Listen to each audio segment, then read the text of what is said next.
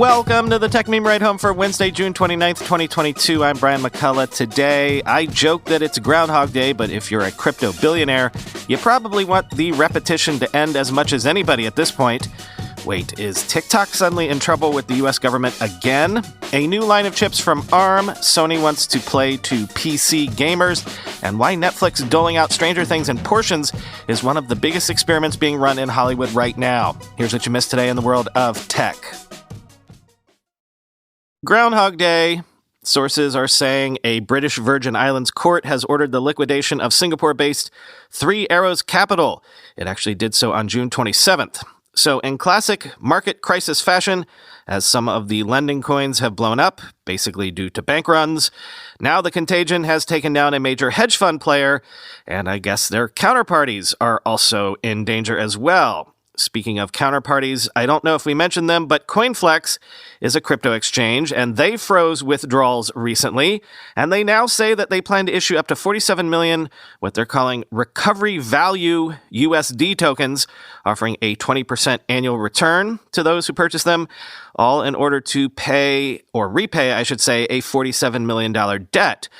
And speaking of $47 million debts, CoinFlex CEO Mark Lamb has said that crypto investor Roger Ver owes CoinFlex $47 million in USDC after Ver denied, quote, some rumors he defaulted on a debt to a counterparty.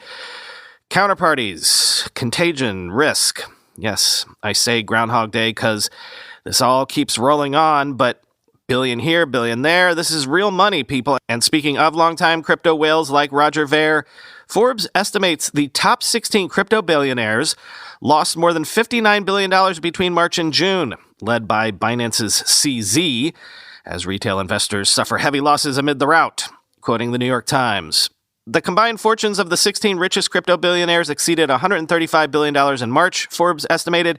As of this week, the total was about $76 billion, but most of the loss was suffered by a single billionaire, Changpeng Zhao, chief executive of the crypto exchange Binance, whose $65 billion fortune shrank to $17.4 billion.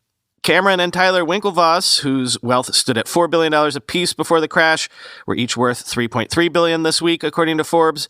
They declined to comment. For retail investors like Ben Thompson, 33, the reality is different. Mr. Thompson, who lives in Sydney, Australia, lost about $45,000, half his savings in the crash.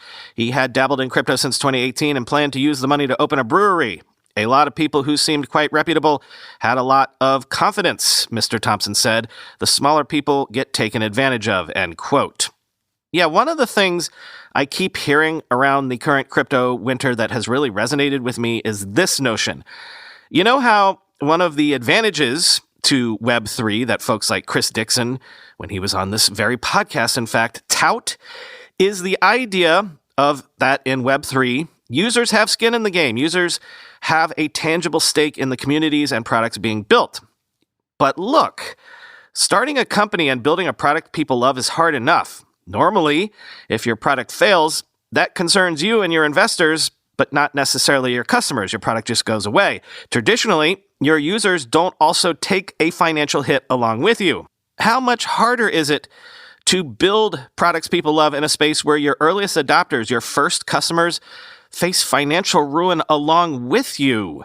How can you build successful products if you're constantly in danger of wiping out your earliest adopters? More color on this. Experts say the crypto crash has wiped out millions of dollars stolen by North Korean hackers, threatening a key source of funding for that country's weapons programs.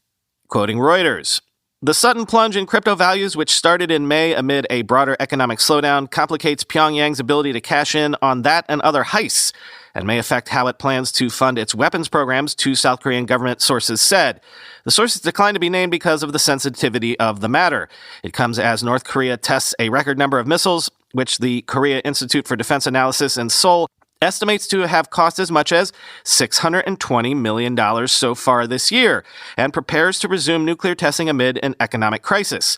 Old, unlaundered North Korean crypto holdings monitored by the New York-based blockchain analytics firm Chainalysis, which include funds stolen in 49 hacks from 2017 to 2021, have decreased in value from $170 million to $65 million since the beginning of the year, the company told Reuters. One of North Korea's cryptocurrency caches from a 2021 heist, which had been worth tens of millions of dollars, has lost 80 to 85% of its value in the last few weeks and is now worth less than $10 million, said Nick Carlson, an analyst with TRM Labs, another U.S.-based blockchain analysis firm, end quote. See what I mean? Early adopters, hodlers left holding the bag. I'm sort of being cheeky here, but still. And hey, hodl does mean hodl, right?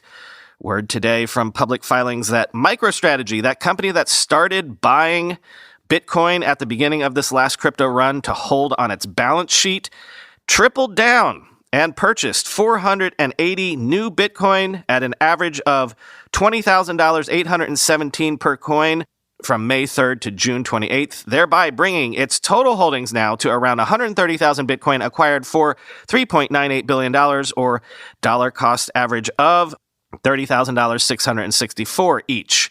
Dollar cost averaging. It's not just for you and me trying to make the losses in our 401ks recently look not so bad by buying all the way down.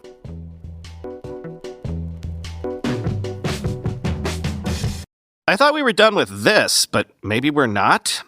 The FCC's Brendan Carr has written to Apple and Google demanding they remove TikTok from their app stores over China-related security concerns, or else provide statements to him by July 8th as to why they haven't. Like, wait a minute, could this really happen again? Could TikTok go away? I don't think so, but still, quote, Brendan Carr, one of the FCC's commissioners, shared via Twitter a letter to Apple CEO Tim Cook and Alphabet CEO Sundar Pichai. The letter pointed to reports and other developments that made TikTok non-compliant with the two companies' App Store policies. Quote, TikTok is not what it appears to be on the surface. It is not just an app for sharing funny videos or memes. That's the sheep's clothing, he said in the letter. At its core, TikTok functions as a sophisticated surveillance tool that harvests extensive amounts of personal and sensitive data, end quote. Alphabet, Apple, and TikTok did not immediately respond to CNBC's request for comment. Carr's letter, dated June 24th on FCC letterhead, said if Apple and Alphabet do not remove TikTok from their app stores, they should provide statements to him by July 8th. The statements should explain, quote, the basis for your company's conclusion that the surreptitious access of private and sensitive U.S. user data by persons located in Beijing, coupled with TikTok's pattern of misleading representations and conduct, does not run afoul of any of your App Store policies, he said. Former President Trump nominated Carr in 2018 to a 5-year term with the FCC.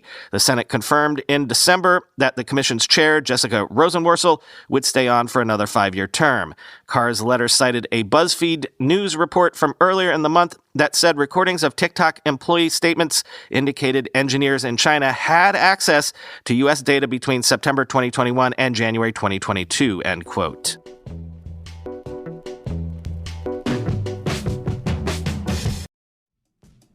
This episode is supported by WorkCheck, an original podcast from Atlassian, makers of teamwork software like Jira, Confluence, and Trello. WorkCheck takes workplace practices like Agile at scale, offsites, and dogfooding, and separates the hype from the helpful. Each episode, two Atlassians debate how the practice should be applied, if at all. It's never been more important to think about the ways we interact with our teammates, whether we're heading back to the office or staying remote. So this season, WorkCheck is debating questions like, should you really wear PJs to a work Zoom? Could the 4-day work week be a game changer for your team? And should you only give your coworker feedback to their face? All that and more on this season of WorkCheck. I checked out the PJs on Work Zoom and the 4-day work week episodes of WorkCheck, and they're very valuable. Anyone working in tech, and frankly, anyone working in this modern environment in any industry, will have a lot of actionable takeaways from this show. Listen to WorkCheck on Apple Podcasts or anywhere you listen to podcasts. We'll also include a link in the show notes. My thanks to WorkCheck for their support.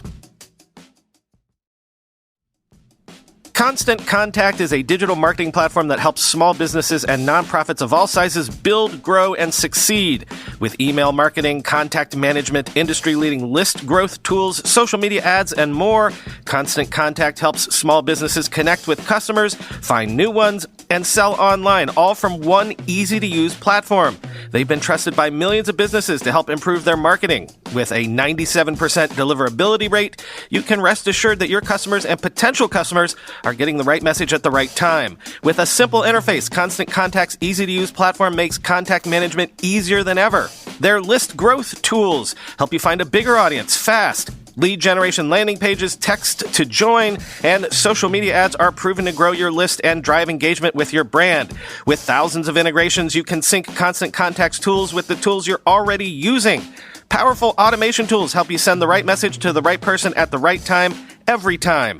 To start your free digital marketing trial today, visit ConstantContact.com. That's ConstantContact.com.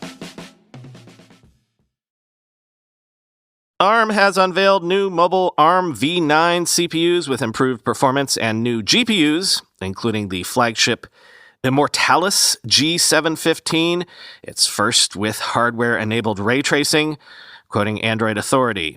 Starting with the most capable CPU core, the Cortex-X3 picks up where the Cortex-X2 left off. It's a performance-focused core, with ARM claiming a 22% next-gen performance boost compared to the latest flagship Android phones running the Cortex-X2. ARM says to expect a 34% performance boost compared to the latest mainstream laptop, albeit running an Intel Core i7 1260p at 28 watts rather than a Cortex X1 or X2. However, the chip designer also notes an 11% IPC boost compared to a Cortex X2 using the same process. Interestingly, ARM didn't dish out specific claims for efficiency gains. However, it shared a graph that shows the Cortex X3 consuming less power in most cases than the Cortex X2, although a maxed out Cortex X3 still consumed more power, albeit with understandably higher performance too. The second new CPU core announced was the Cortex A715, picking up where the Cortex A710 left off. This will play the role as the medium core in triple-power domain CPU setups, where a healthy balance of power and efficiency is needed. Importantly, the Cortex A715 is now 64-bit only, while the previous A710 model retained 32-bit support. ARM says the Cortex A715 enjoys a 5% performance boost over the Cortex A710 at the same power level and using the same manufacturing process. This is a far more modest gain than the Cortex A710's touted 10% boost over the Cortex A78 on the same manufacturing process. Thankfully, the chip designer is also claiming a more impressive 20% efficiency gain, which will translate into a big win for battery life. ARM also had a few GPU-related announcements to share, starting with the new flagship GPU dubbed the Immortalis G715. The addition of the Immortalis name might be warranted, though, as it's ARM's first graphic core to offer hardware-enabled ray tracing capabilities. For the uninitiated, ray tracing is a graphics rendering technique used to better simulate the way light illuminates a scene. The PS5 and Xbox Series consoles, as well as gaming PCs, use hardware-enabled ray tracing to deliver better-looking shadows, reflections, and lighting in video games, end quote.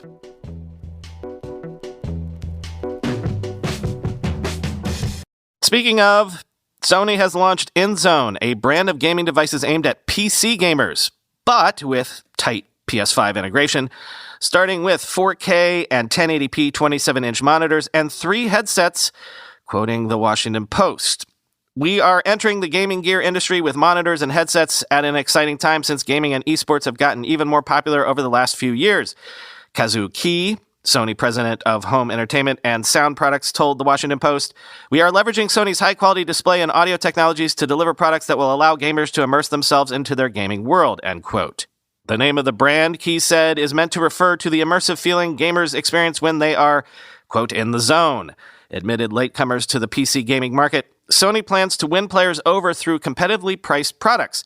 Sony plans to sell a $899 4K resolution monitor with a 144 Hz refresh rate available this summer, and a $529 1080p monitor with a 240 Hz refresh rate coming later this year. While Sony hopes to woo PC gamers, it hasn't left PlayStation 5 users behind. Aesthetically, the monitors and headset are designed to blend in with the PS5 should users happen to own one. The two monitors work with the PS5, which will optimize screen colors once connected. The monitors also have a switcher feature allowing users to connect a single keyboard, mouse, and headset to a PC and PS5 at the same time and switch between the two. Sony's approach to gaming headphones is to try to see which of their options resonate with consumers. The company will offer a wireless headset for $299 with noise cancellation and synthetic leather, along with a pared-down $229 wireless headset, no leather or noise canceling, and a $99 pair of wired headphones. He said that all three pairs will be equipped with a spatial sound field feature. Gamers will be able to hear how far opponents are from them and where they are located based on sound cues. The headphones are also designed to be less tight around the ears so that players can wear them comfortably for hours, end quote.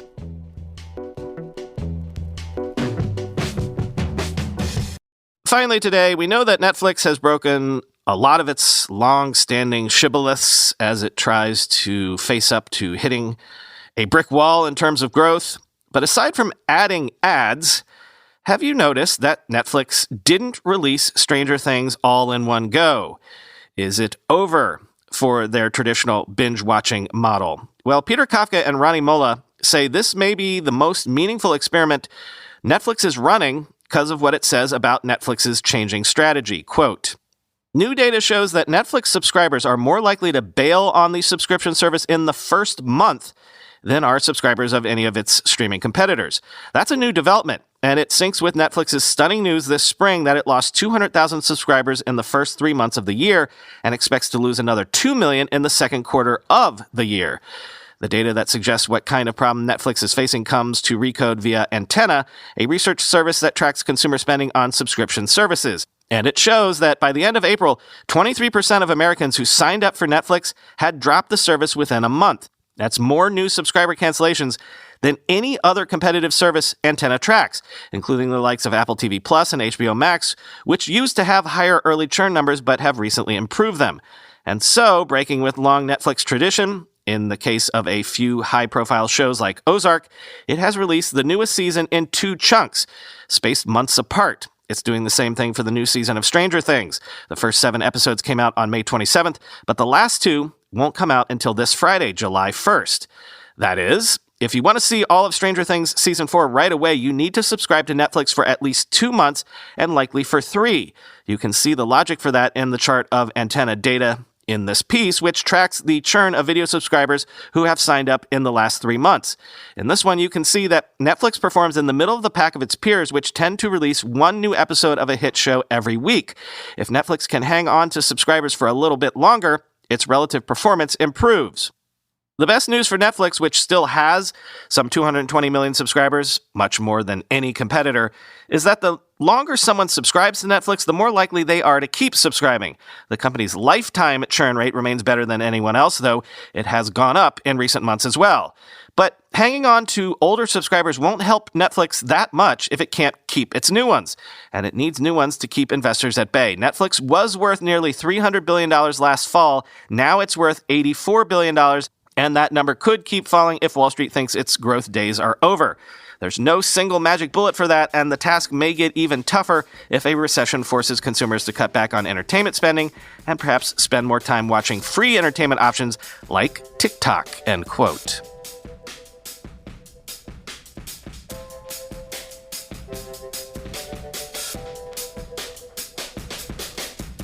I still have never done that thing that I promised to do of opening a file and jotting down song lyrics so I can go back and grab them when I don't have anything to say or add to at the end of shows. But that Stranger Things story gives me the opportunity to quote the song that everybody's singing this summer. Not the bit you think, though. Do you want to feel how it feels? Do you want to know that it doesn't hurt me? Do you want to hear about the deal that I'm making? You should be able to fill in the next bit on your own, the chorus. If Kate Bush can make a comeback, wait until I tell the Duffer Brothers about Tori Amos and the song Silent All These Years. Talk to you tomorrow.